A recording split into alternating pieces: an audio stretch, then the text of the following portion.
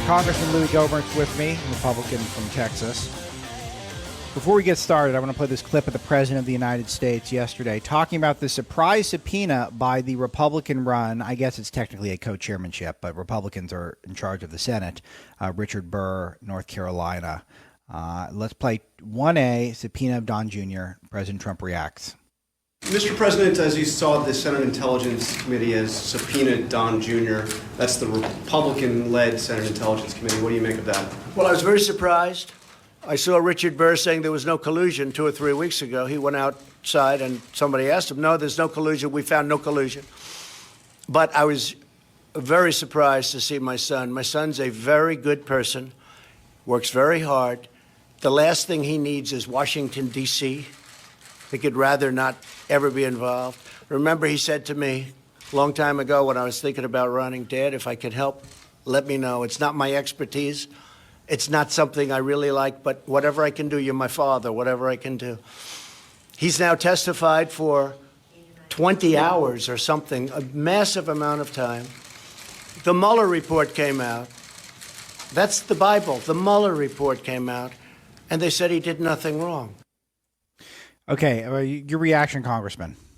Well, he's exactly right, except he is much more calm about it than I would be. My gosh, they have tried this coup. Of course, they tried initially to keep him from getting elected, and when the American people didn't have it and they elected Donald Trump, it has been an attempted coup, and that is now abundantly clear for anybody that has eyes and anybody that has ears to hear. I mean, it is so clear.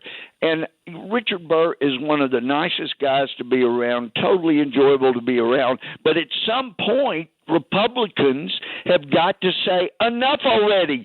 This attempted coup has now been shown as bogus.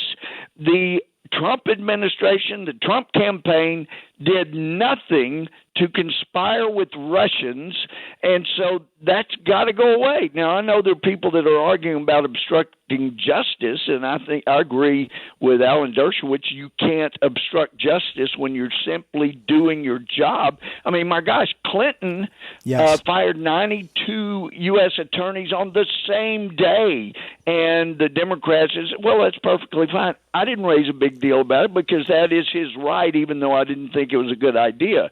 But it's time for Republicans to say, enough already. You have put this country through hell. You have let these ridiculous allegations that we've now seen totally bogus get you the majority in the House. But if the American people will wake up, and I hope that they are, I think that they are, it seems like things are indicating that, then it's time for anybody that has an R beside their names and anybody that has a D beside their names that's going to preserve the Constitution. Make no mistake, we are in a constitutional crisis, but to stand up and say, enough already.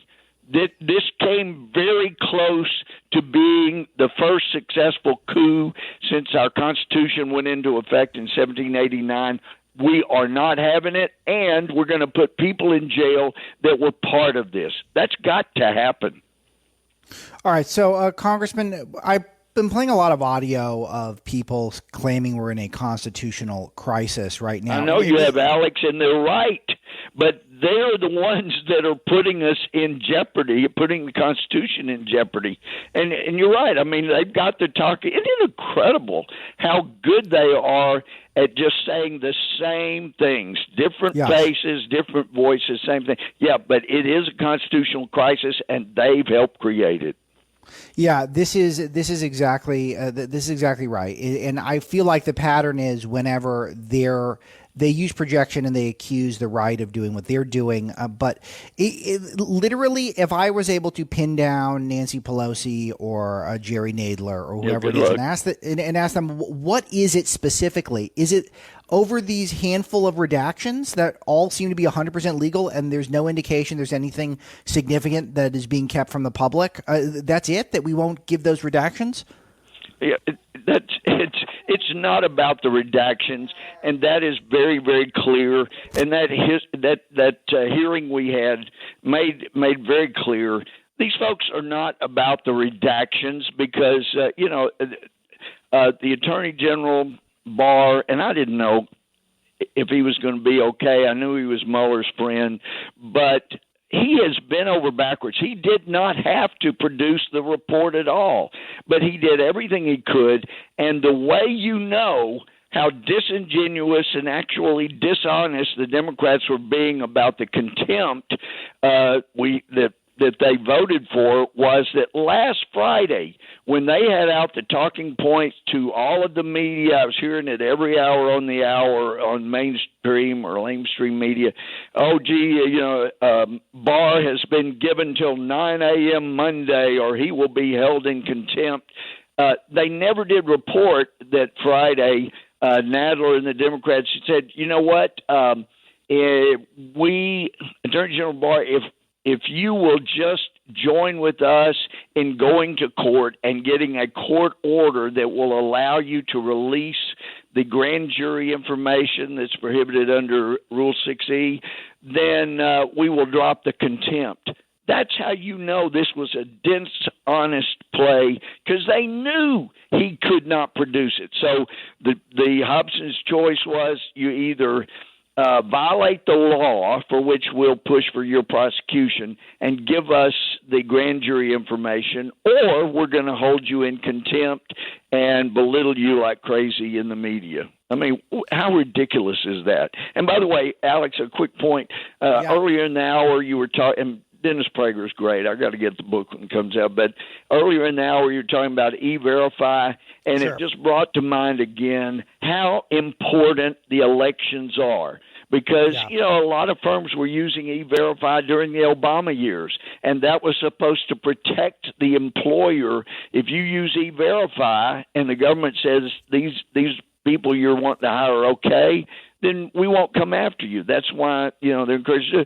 The Obama administration still went after people that were using E-Verify. Why? Because they could, and because they like to go after anybody, not because they were implementing justice fairly, but because they went after their political enemies, people that supported the other side.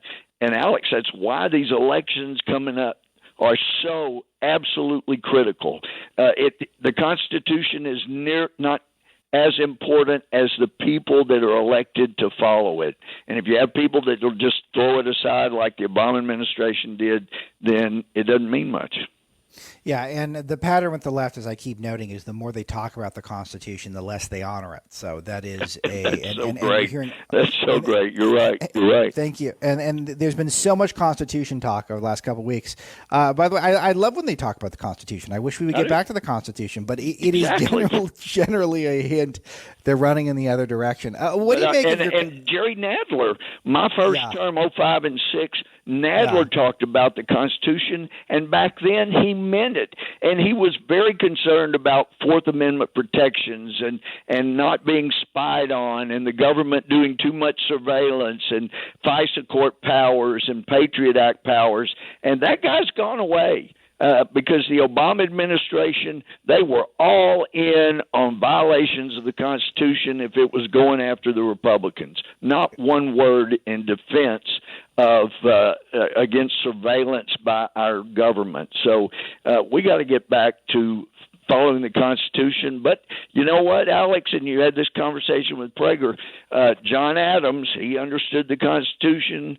He said in 1797 when he was president, this Constitution was meant for a moral and religious people. It is wholly inadequate for the government of any others. And unless we get back to the things you and Dennis were talking about, then the Constitution won't work. It will not work. You can't have Second Amendment rights with people that don't understand the difference between right and wrong, defense and killing and murder. You can't have a Second Amendment right or First Amendment rights if we don't get back to teaching there is right and there is wrong. It is not a matter of being relative. There's right and wrong. We got to get back to teaching it. Congressman Louie Gohmert, beautiful stuff, Republican from Texas. Alex, Join me again soon. Great show, as always. Thank you.